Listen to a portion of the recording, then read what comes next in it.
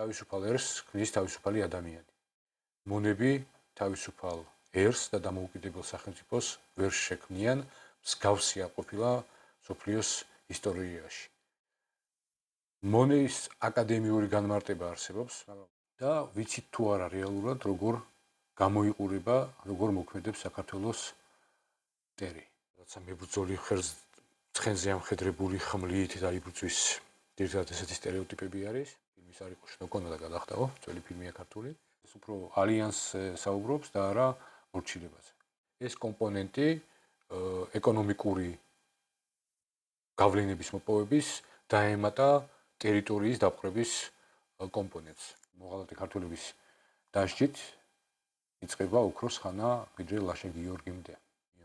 პირველი შემთხვევა, როდესაც კუთხედი რო წარმოვიდგინოთ, რუსეთი ჩრდილოეთში, თურქეთი სამხრეთ დასავლეთით და ირანი სამხრეთ აღმოსავლეთით, აი ამ სამკუთხედის გეოპოლიტიკურ ინტერესებში მიმყოფებით დღესაც ის მიერ წარმოებულ ომებში იმაზე მეტი ქართველი არის დაღუპული, ვიდრე საქართველოს დამოუკიდებლობისთვის ბრძოლაში მანამდე. ცისფერი მთები არის ამის კარგი გამოხატულება. როგორი იყვნენ ჩვენი წინაპრები, ამას დიდი მნიშვნელობა აქვს, მაგრამ უფრო მეტი მნიშვნელობა აქვს თუ რა ვართ ჩვენ დღეს.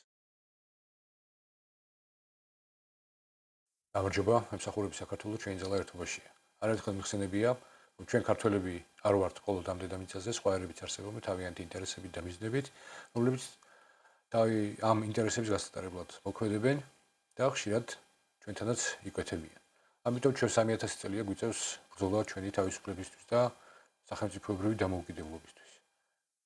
რა არის თავისუფლება, ჩვენი ერის თავისუფლება და რა არის სახელმწიფოებრივი დამოუკიდებლობა? ვიცხოვროთ ჩვენი ინტერესების შესაბამისად, ისე რომ არავის ვემორჩილებოდეთ და არავინ ახდენდეს გავლენას ჩვენს ცხოვრებაზე.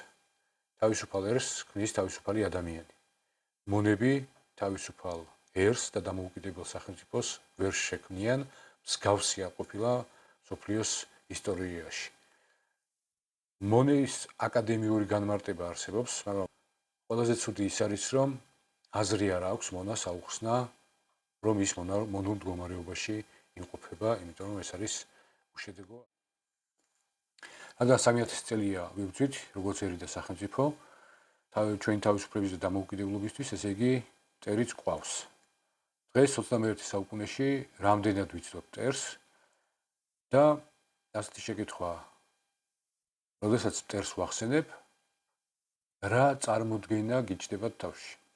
ხომ არ არის ეს მოძველებული სტერეოტიპები და ვიცით თუ არა რეალურად როგორ გამოიყურება, როგორ მოქმედებს საქართველოს მტერი.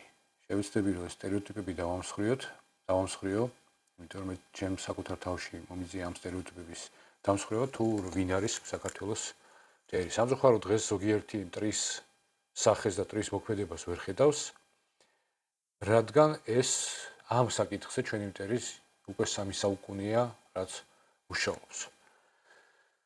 იმისათვის რომ ეს მტრის სტერეოტიპები, ჩამორჩენილი სტერეოტიპები ვიღაცა მებრძოლი ხერს ცხენზე ამხედრებული ხმლით დაიბრძვის ერთად ესეთი სტერეოტიპები არის.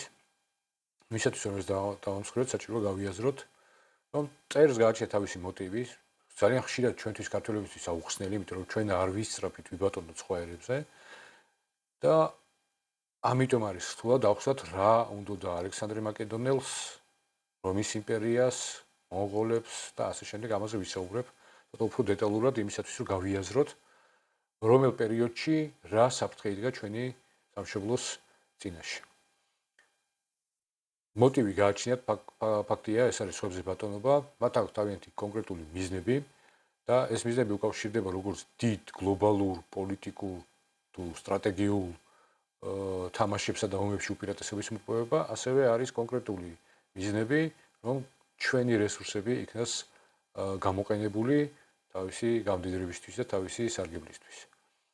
თავისთავად ჩვენ მტერს გააჩნია თავისი მეთოდები, ეს არის სამხედრო, პოლიტიკური, ინტელექტუალური, ეკონომიკური, სოციალური, კულტურული აქტივობები, რაც იკვეთება ჩვენთან და მათი ინტერესების გატარება ამ სფეროებში იწვევს ჩვენი ეროვნული თავისუფლების და სახელმწიფოებრივი დამოუკიდებლობის დაკარგვას. მოდი გავიაზროთ ახლა ისტორიულად მიყვეთ როდის რა ამტერი ყავდა და რა უნდათ მათ ჩვენგან. ასაგებია რომ და მორჩილებაში ყოფილიყავით, მაგრამ ცოტა უფრო კონკრეტულად.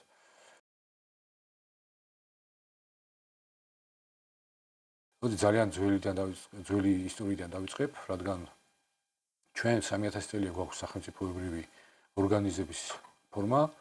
პირველი გადაკვეთა, რაც პოტენციურ მოწინააღმდეგესთან გამოიკვეთა, ეს იყო საკმაოდ შორს მდებარე ქვეყნიდან, საბერძნეთიდან. მინდა გავიხსენო მითი არგონავტების შესახებ, რა უნდა დაიაზოს, როდესაც მოდიოდა საქართველოში. მათ იცოდნენ ბერძნებმა, რომ საქართველოში კოლხაში არსებობდა სიმდიდრის სიმბოლო ოქროსაწმისი და ამის წასაღებად ჩამოვიდა. მოტივზე საუბრობდი, რომ გაურკვეველია და რატომაც ახვიდეს რაღაც 1000 კილომეტრი დაშორებულ ქვეყნებში გევით იმისთვის, რომ მათი რაღაც სიმდიდრის სიმბოლო წამოიღო. ფაქტია, რომ ჩამოვიდნენ. იმას არ შევეხები, რამდენად განვითარებული იყო კოლხა და რამდენად დემოკრატიული ნიშნები ჰქონდა კოლხას და კონკრეტულად მეფე აიეტს. ფაქტია, რომ ღალატის გარეშე ეს არ გამოვიდა, რომ პირველმა მტერმა, რომელიც ჩვენთვის არის ცნობილი და რომელიც სხვათა შორის ბერძნული წყაროებიდან არის, მან მიაღწია თავის მიზანს, ხო, მედიას გამოყენებით. ეს ვიცით. შემდეგი უკვე 3000 წლის მერე შემდეგი რაც ჩვენთვის არის ცნობილი, ეს არის ჩვენ წელთაღრიცხვამდე მეორე-პირველი საუკუნეები, ორი აშინდელი გეოპოლიტიკური მოთამაშე, გლობალური მოთამაშე, ალექსანდრე მაკედონელი და ქსერქსე. ანუ ორი იმპერიის პოლიტიკაში, რა უნდა ალექსანდრე მაკედონელს, მოტივი ასევე გაუგებარია, იპყრობდა, შეეძლო და იპყრობდა, ფილმის არ იყო შნოკონა და გადახტაო, ძველი ფილმია ქართული.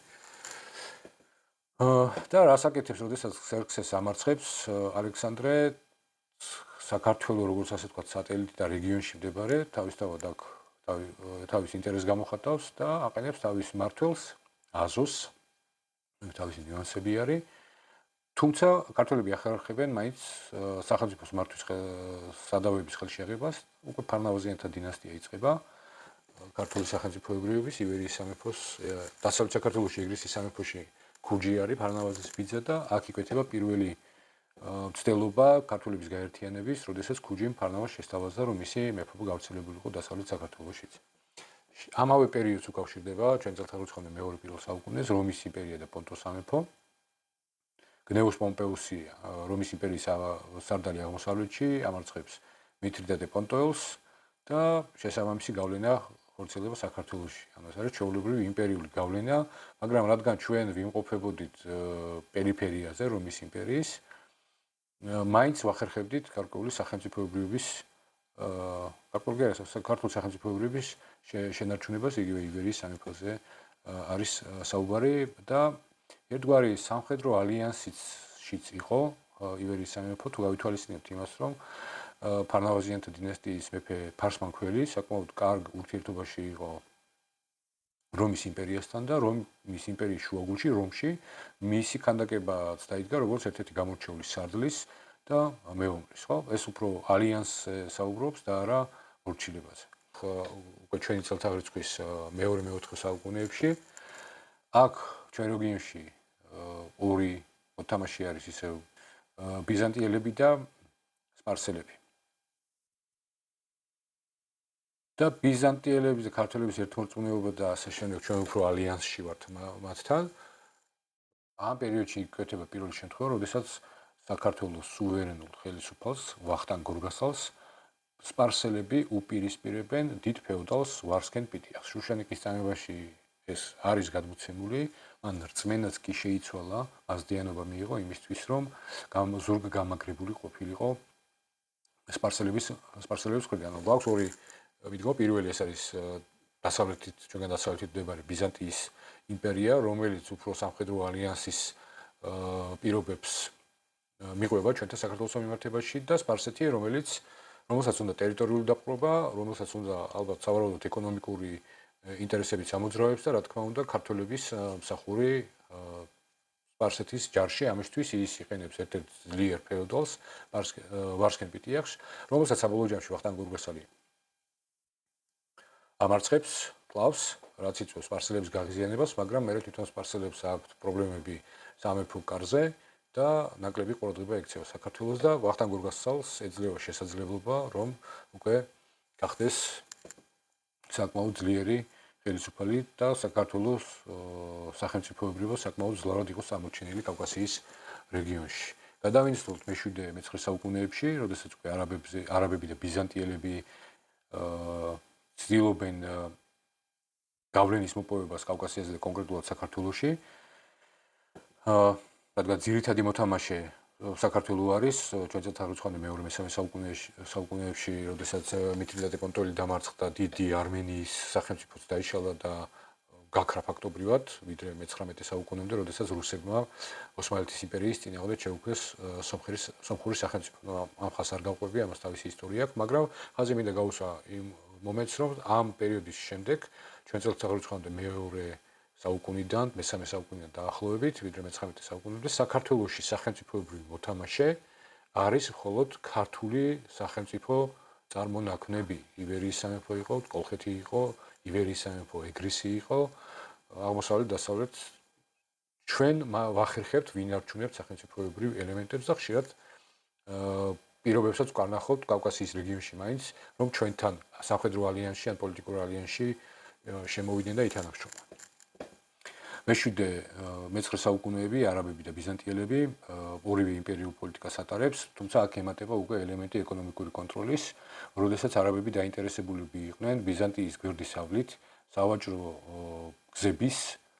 სავაჭრო გზებზე კონტროლის მოპოვებაზე. თბილისზე გადიოდა სავაჭრო გზები, რომელიც დასავლეთ საქართველოში გადადიოდა და შავი ზღვის ჩრდილოეთ სანაპიროებს მიუყვებოდა დღევანდელი აფხაზეთის, ჩვენი აფხაზეთის გავლით. გადიოდა უკვე ცენტრალური ევროპის სივრცეში, რაც ვაჭრობის კონტროლი იყო, ანუ მე-7-9 საუკუნეში ეს კომპონენტი ეკონომიკური გავლენების მოპოვების დაემატა ტერიტორიის დაპყრობის კომპონენტს და ტერიტორიული გაბატონების.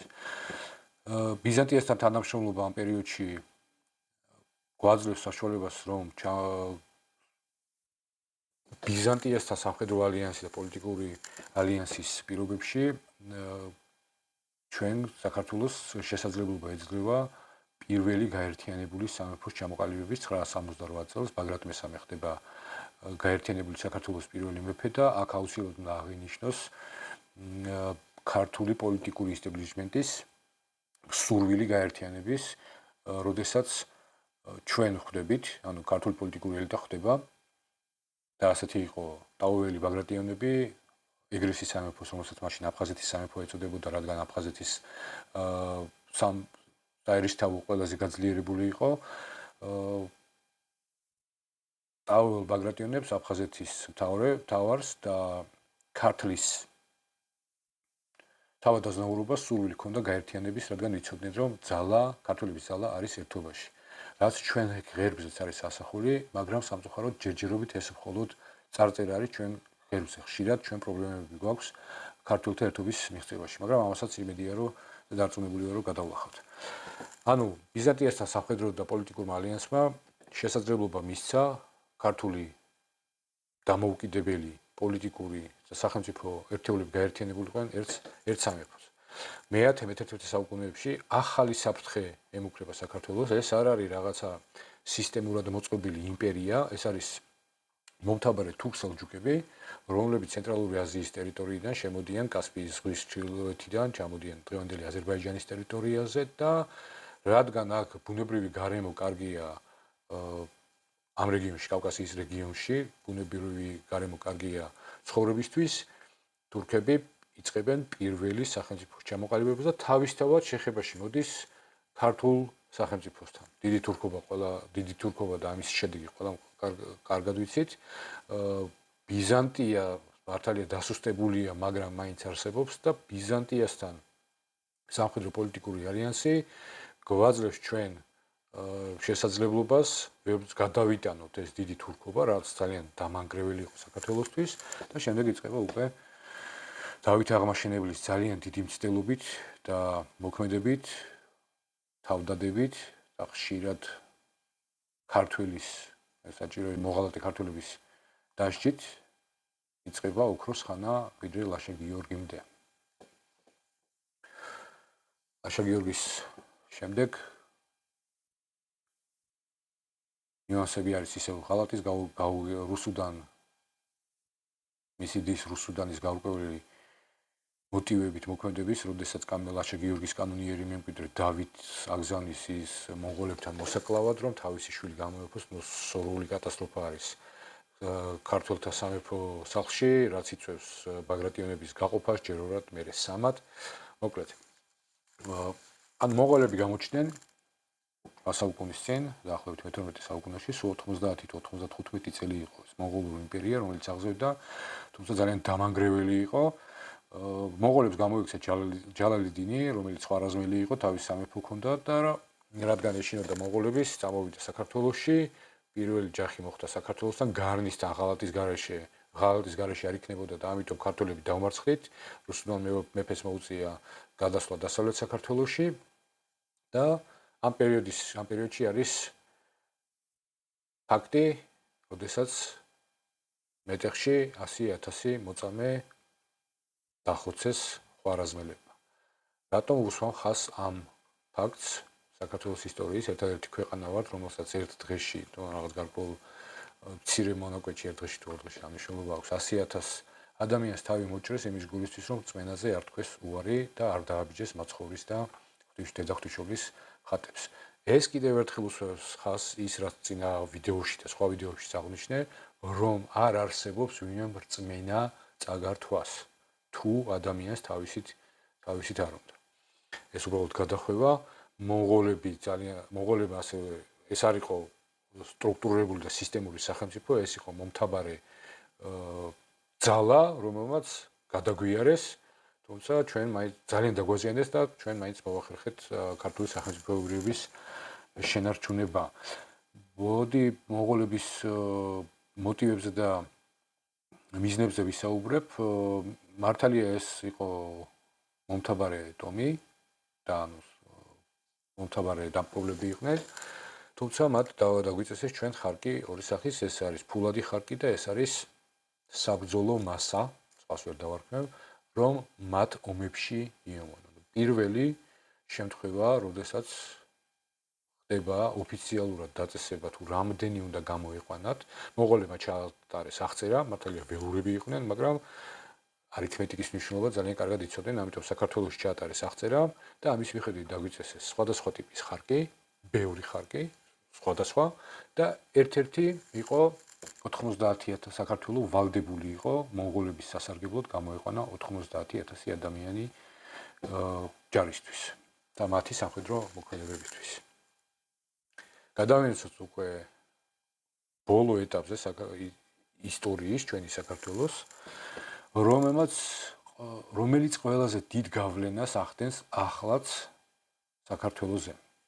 დაახლოებით მე-15 საუკუნიდან კავკასიის რეგიონის გარშემო იკვეთება სამი პოლიტიკური ცენტრი, რომელიც ბუნებრივია გავლენას ახდენს კავკასიაზე და როგორც ერთადერთი სახელმწიფოებრივი ორგანიზების ფორმა საქართველოს, მართლა შეიძლება დაყოფილი, მაგრამ მაინც სახელმწიფო ორგანიზების ფორმა ქონდა ქართველებს, ყველაზე დიდი სამი მტერი ყავდა ჩვენ ამ მე-15 საუკუნიდან, ეს არის ოსმალები მე-15 საუკუნიდან, შემდეგ ძლიერდება სპარსეთი მე-16 საუკუნიდან და რუსეთი მე-17 საუკუნიდან. სამკუთხედი რო წარმოვიდგინოთ, რუსეთი ჩრდილოეთში, თურქეთი სამხრეთ დასავლეთით და ირანი სამხრეთ აღმოსავლეთით. აი ამ სამკუთხედის გეოპოლიტიკურ ინტერესებში ვიმყოფებით დღესაც ჩვენ. საკმაოდ განსაზღვრა და რადგან ამ სამი იმპერიის ცენტრში ვარსებობ ჩვენ კავკასიის, თავისთავად სამივე იმპერიას თავისი ინტერესები ჰქონდა საქართველოსთან მიმართებაში. კავკასიონის ქედი აუცილებლად გასათვალისწინებელია იმისთვის, რომ რუსეთი ჭირდებოდა, რომ კავკასიონის ქედის სამხრეთით გადმოსულიყო, იმისათვის, რომ თავისი გავლენები გავრცელებინა სამხრეთით და ოსმალეთს და იმპერიას უნდა ჩაეკეტა კავკასიონის გადმოსასვლელები, იმისათვის, რომ შეერჩევინა რუსების ექსპანსია. საბოლოო ჯამში მაინც რუსები ახერხებენ მონღოლური, ევროპული განათლებით და ტექნოლოგიებით უპირატესობის მოპოვებას და შემიძლია თქვა, რომ პეტრე პირველის მეფობიდან უკვე ფორმირდება დამოუკიდებულება საქართველოსთან მიმართებაში და ამას ვერაფერს სხვას ვერ დავარქმევ, ვიდრე ჰიბრიდული ომის წარმოება საქართველოს წინააღმდეგ. ეს იყო რბილი ძალის და ინტელექტის გამოყენებით, სიცრუით და მოტყუებით, ქართველებისთვის სტერეოტიპის შექმნა, რომ ერთმორწმუნე რუსებთან სჯობს პარტნიორობა, მაგრამ რეალურად რუსები აღმოჩნდნენ მონღოლების პოლიტიკის გამგრძელებლები. ინფორმაცია შეიცვალა ჩვენთვის, მიდგომა მონღოლებიდან იგივე დარჩა, რომ მათ ჭირდებოდა ჩვენგან ეკონომიკური სარგებლის მიღება ხარკის სახით, რომ ჩვენი რესურსები იქნეს გამოყენებული, მათ შორის ტერიტორიაც რესურსი არის და ასევე ქართველები მსახურობდნენ, ქართველებს ემსახურათ რუსულ ჯარში. ჰიბრიდული ომი მაშინ ასე არ ერქვა, თუმცა დღევანდელი გადმოსახედიდან შემიძლია თქვა, რომ პირველი ჰიბრიდული ომი საქართველოს წინააღმდეგ 3 საუკუნის წინ დაიწყეს. ანუ რუსებმა მოახერხეს სახელმწიფოებრიობის გაუქმებაც, გეორგიევსკის ტრაქტატით. ეს იყო ძლიერი მოქმედება საქართველოს წინააღმდეგ, იმ პოლიტიკის ნაწილი, რომ ჩვენში ჩამოყალიბებული იყო ერთმორწმუნეობის სტერეოტიპი და საბოლოო ჯამში რუსეთმა შეიერთა საქართველოს ტერიტორიები 1801 წელს აღმოსავლეთ საქართველოს, ხოლო 1810-1812 წლებში დასავლეთ საქართველოს. და ქართველები აქედან დაიწყო ქართველების მსახური რუსის ჯარში, ანუ ჩვენ ქართველებს სამხედრო მასადაც გვეყენებდნენ რუსები. და მინდა აღვნიშნო, რომ რუსების მიერ წარმოებულ ომებში იმაზე მეტი ქართველი არის დაღუპული, ვიდრე საქართველოს დამოუკიდებლობისთვის ბრძოლაში მანამდე. რუსებმა მიიწაცეს სახელმწიფოს მართვა, რუსებმა მიიწაცეს ჩვენი ეკონომიკა, რამაც გამოიწვია ჩვენი თავისუფლების, ეროვნული თავისუფლების მიტაცება, გაუქმება და სახელმწიფოებრივი დამოუკიდებლობის დაკარგვა. თუმცა ქართველებმა მაინც გააგრძელეს 1801 წლიდან 1832 წლის წლამდე აჯანყებები იყო საქართველოში, რუსებმა მოახერხეს ფიზიკური ძალით ამ აჯანყებების ჩახშობა და ფიზიკურად დაგდგუნეს ქართველები მაშინ, როდესაც ჩვენ სახელმწიფოს ხელმძღვანელობა ნორმალური არ ყავდა, ფაქტობრივად არ ყავდა და პოლიტიკურმა ელიტამ და ისტაბლიშმენტმა ვერ შეძლო დამოუკიდებლობისთვის ბრძოლის გაგრძელება, ასე აღმოჩნდით რუსების მონობაში, თუმცა ეროვნული თვითყოფადობისთვის და სახელმწიფოებრივი დამოუკიდებლობისთვის ბრძოლის იდეები ქართულ კულტურაში არის ძალიან ნათლად გამოხატული. მე ძალიან დამეხმარა ილია ჭავჭავაძის შემოქმედება, მსგავსი წერილები დაწყებული და ხახის ნამობი დამთავრებული და რაც არის, ვაჟა ფშაველა, აკაკი წერეთელი, ალექსანდრე ყაზბეგი, მიხეილ ჯავახიშვილი უკვე მოგვიანებით. ეს ძირითადად უკავშირდებოდა ეს რაც ჩამოთვალე ძირითადად უკავშირდებოდა მეფის რუსეთის პერიოდს. ბრძოლა, კულტურული ბრძოლა და მეცნიერული ბრძოლა გაგრძელდა კომუნისტების პერიოდშიც და ეს შეფერულად გამოხატული იყო, მაგალითად ჭაბუ ამირეჯიბის დათა თუთაშხია. კარგი ნაწარმოებები არის, თუმცა მასში ჩადებული არის ის მარცვლები, რაც გვეხმარება ჩვენ ქართველებს ეროვნული თვითყოფადობის, ეროვნული თავისუფლების ღირებულებების შესამეცნებლად და სახელმწიფოებრივი დამოუკიდებლობის აღდგენისთვის. თუნდაც ის მომენტი, როდესაც განიხილავენ ფილმიდან გეხსოვებათ ეს მომენტიც, ასევე როდესაც უფროსთან განიხილავენ რანი ვიყავით, რანი ვართ და დასკვნა არის, რომ ყოფილი ერი. მეცნიერებაში აუცილებლად უნდა გამოვყო მე რაც დამეხმარა აკაკი ბაქრაძე თავისი ნაშრომებით, მერაბ მამარდაშვილი და ხაზიმინა გაუსვა გზაში ნისაკენ. ფილოსოფიური ნაწარმოებები არის. მერაბ კოსტავა, ჩემთვის არის ნომერი პირველი ადამიანი უახლესი საქართველოს უახლეს ისტორიაში, რომლის უკვლელობამაც, ფარულ უკვლელობამ, გარდაცვალებამ ძალიან დიდი დაღი დაასვა საქართველოს პოლიტიკურ განვითარებას და არავინ არ იცის რა მოხდა, ესე ვთქვათ, გზა გასაყარი აღმოჩნდა საქართველოსთვის ჩემი ახმით მერაბ კოსტავას უკვლელობა.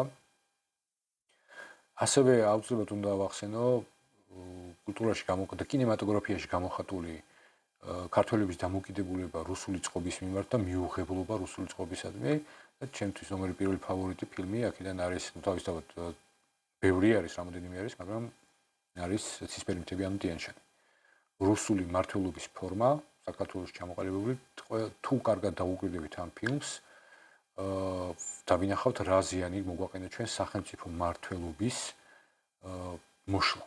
ანუ იმისათვის რომ სახელმწიფო ფუნქციონირებდეს, ჩვენ გვყავს საჯარო სამსახური დაქირავებული, გვყავს არჩეული მთავრობა, დაქირავებული მთავრობა, რომელიც ქართველი ერის ინტერესს უნდა ატარებდეს, თუმცა სამი საუკუნის განმავლობაში იმდენად დეგრადირდა და ფაქტობრივად მოიშალა მმართველობის კულტურა საქართველოში, რომ დღესაც ვერ ვახერხებთ გამართულ ფუნქციონირებას, რომ ძლავრი სახელმწიფო უწყებები ჩამოვაყალიბებთ, ისე როგორც დავით აღმაშენებელმა ჩამოვაყალიბა თავისი რეფორმებით მე-11-12 საუკუნის საქართველოში.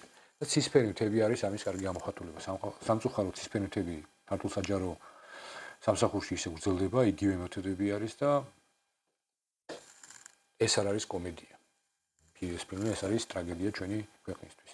იმისათვის რომ რეფორმები გავატაროთ წარმატებით საჯარო სამსახურში, ხშირად უნდა ვუყუროთ ცისფერ მთებს, რომ მსგავსი მიდგომები აღვხოთ საჯარო სამსახურში. ეს ყველაფერი მე დამეხმარა ტრის ხატის ნაცვლად გააზრებაში. ჩვენი მტერი სამი საუკუნეა უკვე არ აღიათ, არამედ ფარულად და მონურ მდგომარეობაში მყოფი ქართველების გამოყენებით, ანუ ქართველის ხელით გვებრძვის. მაგრამ თავისუფლებისთვის ბრძოლის 3000 წლიანი ისტორიის ძირითადი პრინციპი იგივე დარჩა. თუ რამე ცუდი გაკეთებულა საქართველოსთვის, ეს ქართველის ხელით გაკეთებულა. მაგრამ თავარი ის არის, რომ თუ რამე გაკეთებულა საქართველოსთვის, ესაც ქართველების ერთობით გაკეთებულა. როგორი იყვნენ ჩვენი წინაპრები, ამას დიდი მნიშვნელობა აქვს, მაგრამ უფრო მეტი მნიშვნელობა აქვს თუ რა ვართ ჩვენ დღეს, როგორ მოქმედებთ ჩვენ დღეს. რამდენად მზად ვართ ჩვენ იმისთვის, რომ ჩვენ შვილებს შევუქმნათ სტაბილური და წარმატებული მომავალი. არა ვუსურვოთ, როგორც ადგილობრივში ვიცით ხოლმე, რომ აუ ჩვენ შვილებს ვუსურვებთ იმას, რასაც ჩვენ ვერ მივაღწიეთ და ჩვენ უნდა გავაკეთოთ, დღეს უნდა ვიმოქმედოთ იმისთვის, რომ ჩვენი შვილების მომავალი შევქმნათ. ამით დავგემშვიდობებით მომავალ შეხვედრამდე, შემდგომი ვიდეოები იქნება უფრო კონკრეტული რუსული ჰიბრიდული ომის მანქანის შესახებ. ეს დაგვეხმარება ჩვენ იმის გააზრებაში, თუ როგორ იბრძვის რუსეთი ჩვენს წინააღმდეგ, სად გვაღზიანებს და სად გვაქვს ჩვენ პრობლემა, რომ გამოვალინოთ ის ადგილობრივი ძალა, რომელიც არა ქართულ, არა ეროვნულ, არა სახელმწიფოებრივ სტრატეგიას ახორციელებს სხვისი დაკვეთით. ჩვენ ვაიც გავიმარჯვებთ, ჩვენი ძალა ერთობაშია, მემსახურები საქართველოს, წარმატებები ჩვენ ყველას.